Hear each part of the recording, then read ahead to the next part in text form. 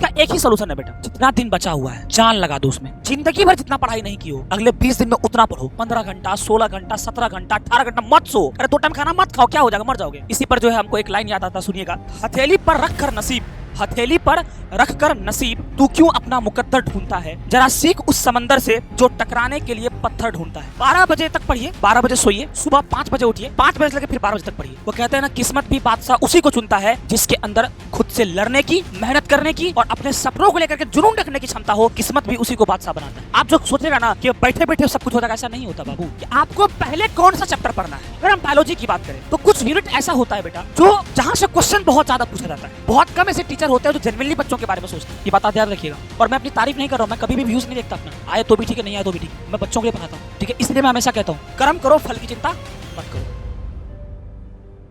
Hello everyone, क्या हाल चाल है बाबू आप लोगों के।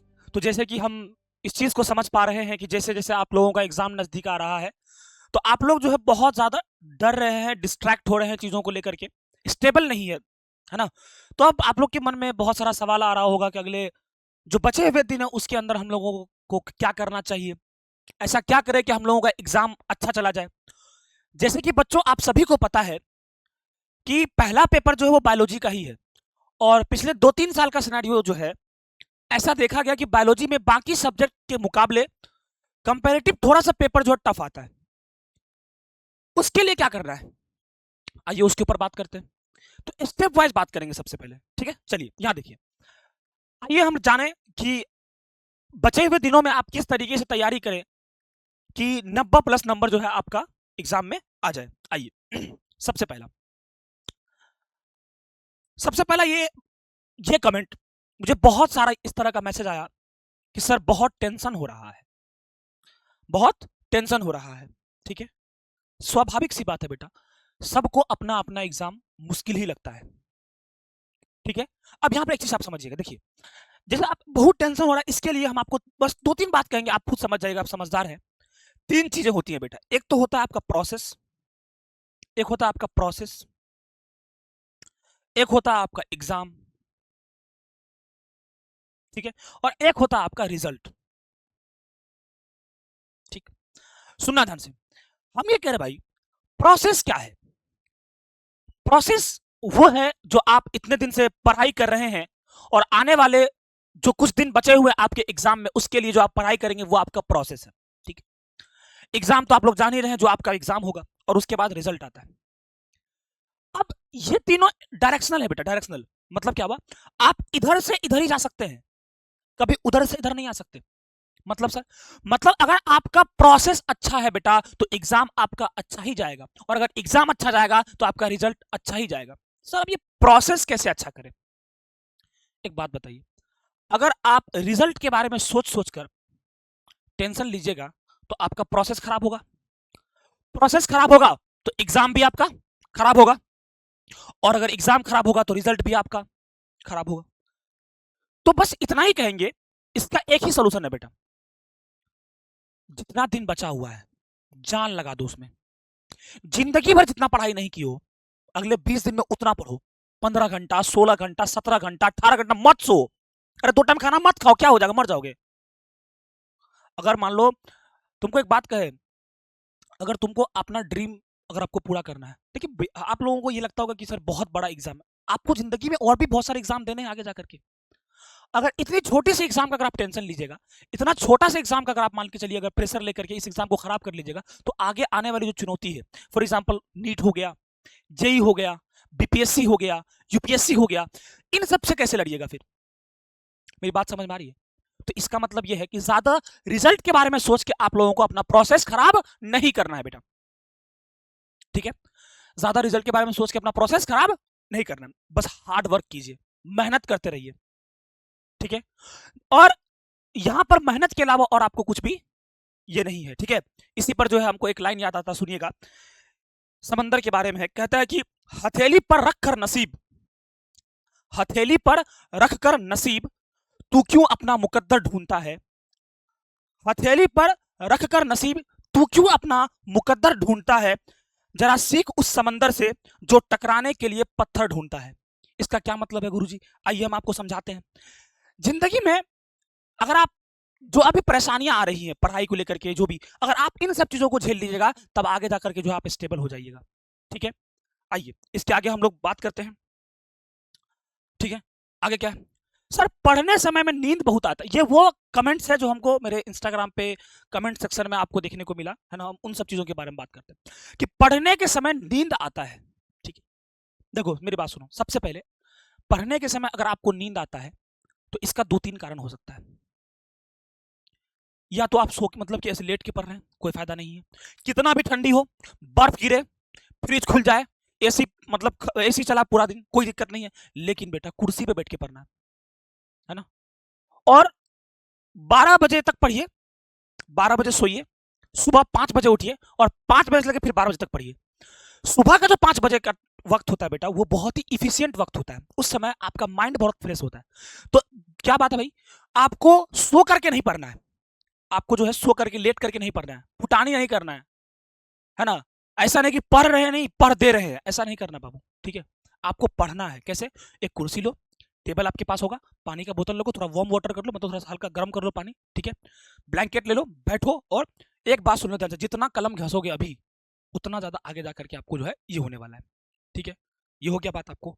तो आपको क्या करना है, अगर आपको पढ़ने के समय नींद आ रहा है तो आपको बैठ करके पढ़ाई करना। ठीक है, चलिए आगे क्या भाई, अब करना क्या है बचे हुए दिन में। आइए मेन प्रोसेस तो आपका ये है करना क्या है बचे हुए दिन में, मेन प्रोसेस तो आपका ये है। ठीक है ना, देखो सबसे पहले एक बात सुनिए बच्चों, हम लोग हार्ड वर्क तो करना ही है, हार्ड वर्क तो करना ही है, लेकिन हार्ड वर्क से सिर्फ काम नहीं चलेगा बेटा, हार्ड वर्क से सिर्फ काम नहीं चलेगा, आपको जो है स्मार्ट वर्क करना पड़ेगा। सर स्मार्ट वर्क, आइए समझाते हैं स्मार्ट वर्क क्या होता है। अब स्मार्ट वर्क क्या है, इसमें यह है कि आपको पहले कौन सा चैप्टर पढ़ना है। अगर हम बायोलॉजी की बात करें तो कुछ यूनिट ऐसा होता है बेटा जो जहां से क्वेश्चन बहुत ज्यादा पूछा जाता है, जैसे हम आपको समझाते हैं। अभी आपको अगर हम प्रायोरिटी की बात करें, प्रायोरिटी का मतलब होता है बेटा कि सबसे पहले कौन सा चैप्टर पढ़ना, उसके बाद कौन सा चैप्टर पढ़ना है। देखिए प्रायोरिटी बात सेट कर लीजिए, सबसे पहले आप लोगों को बेटा क्या पढ़ना है, आप लोगों को सबसे पहले बायोटेक्नोलॉजी पढ़ना है, बायोटेक्नोलॉजी पढ़ना है। अब हमारा बच्चा कहेगा सर बायोटेक्नोलॉजी, अरे जैव प्रौद्योगिकी, हम यहाँ पे चैप्टर लिख देते हैं, चैप्टर नंबर 10, चैप्टर नंबर 10 और चैप्टर नंबर 11 पढ़ो सबसे पहले। अब उसके बाद आपको पढ़ना है जेनेटिक्स, क्या पढ़ना है फिर, जेनेटिक्स। जेनेटिक्स से भी बहुत अच्छा खासा सवाल आता है। जेनेटिक्स में कौन कौन चैप्टर भाई, चैप्टर 5,6। ठीक है, और उसके बाद आप लोग पढ़िए रिप्रोडक्शन, रिप्रोडक्शन में जो चारों चैप्टर स्टार्टिंग का, रिप्रोडक्शन, ये सब इस तरीके से प्रायोरिटी बात सेट करना है। देखो इसके अलावा बाकी चैप्टर आपको थोड़ा थोड़ा भी याद रहेगा ना तो आपका काम बन जाएगा, लेकिन बेटा अगर ये सब चैप्टर आपको इस तरीके से पढ़ना है कि कितना भी मुश्किल क्वेश्चन आ जाए इन सारे चैप्टर से छूटना नहीं चाहिए। और एक बात याद रखो बेटा, हवा में बातें करने से नहीं होता है, आपको मेहनत करना पड़ेगा, है ना, आपको मेहनत करना पड़ेगा।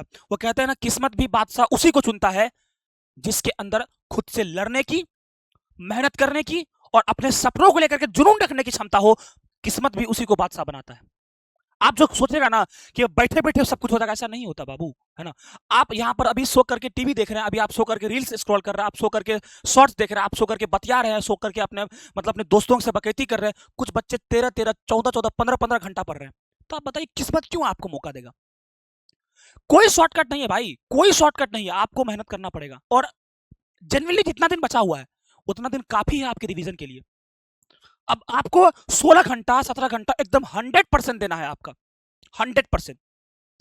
मतलब ऐसे समझिए ना कि आप जितना दे सकते हैं खुद का, जितना आपके औकात में, जितना आपके क्षमता में पढ़ने का पढ़िए, बाकी भगवान भरोसे, अल्लाह भरोसे छोड़ दीजिए, है ना। अपना मेहनत कीजिए, आपको रिजल्ट जरूर मिलेगा। और एक बात हमेशा रखिएगा, मेहनत करने वाला कभी विफल नहीं होता, हमेशा सफल होता है।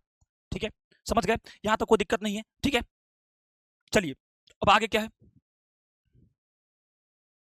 हाँ ये तो आपको बता दिया पहले किस चैप्टर को रिवाइज करना है।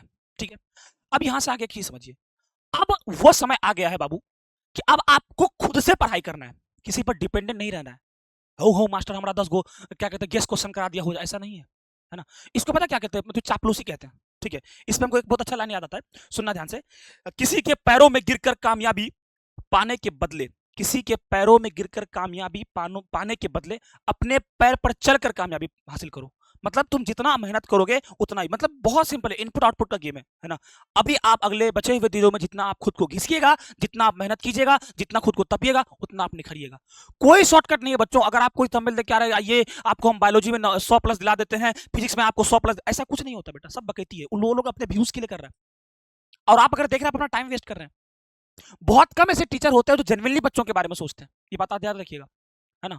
और मैं अपनी तारीफ नहीं कर रहा हूं, मैं कभी भी व्यूज नहीं देखता अपना, आए तो भी ठीक है, नहीं आए तो भी ठीक है, मैं बच्चों के लिए पढ़ाता हूं, ठीक है। इसलिए मैं हमेशा कहता हूं, है ना, हमेशा कर्म करो, फल की चिंता मत करो, है ना।